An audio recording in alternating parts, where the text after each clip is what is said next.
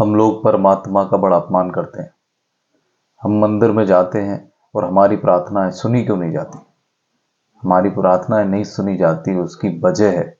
उस वजह को समझो। हम पहुंचे मंदिर में और परमात्मा से हम क्या मांगते हैं?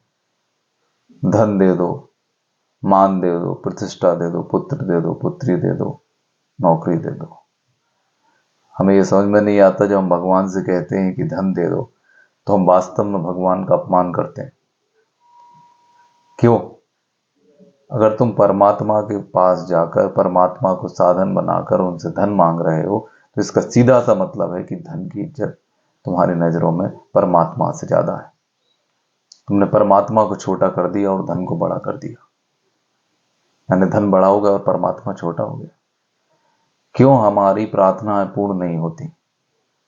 क्यों वो कीड़े मकोड़ों की तरह जमीन पर गिर जाती हैं?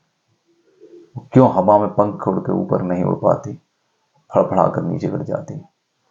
क्योंकि हम स्वार्थी और लंपट लोग हैं। हम परमात्मा से भी परमात्मा को नहीं मांगते।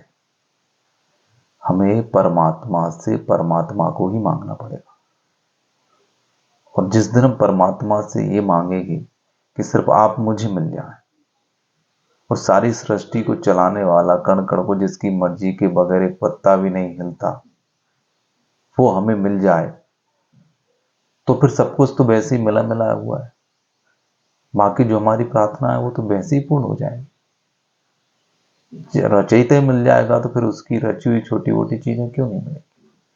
हमारी गलती क्या है कि हम राष्ट्रपति के पास जाके एक डलिया भूसा मांगते हैं।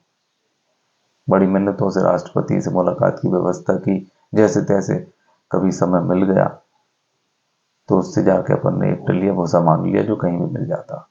कहने का मतलब ये है, परमात्मा का स्थान देखो जिसने पूरी सृष्टि की रचना की है। उस परमात्मा से मिलने पर उसको मांगने के अलावा कुछ मांगना शेष ही नहीं रह जाता। हमारी सारी इच्छाएं, प्रार्थनाएं खुद ब खुद पूर्ण हो जाती। तो हमेशा ध्यान रखें, अगर प्रार्थना करने का सही तरीका आपको नहीं आता तो मैं बता देता हूं, परमात्मा के पास जाके सिर्फ परमात्मा को मांगना, हमारी सारी इच्छाएं खुद ब खुद पूर्ण हो जाएंगी। क्योंकि परमात्मा से मिलने के बाद कुछ मिलने के लिए शेष नहीं रह जाता।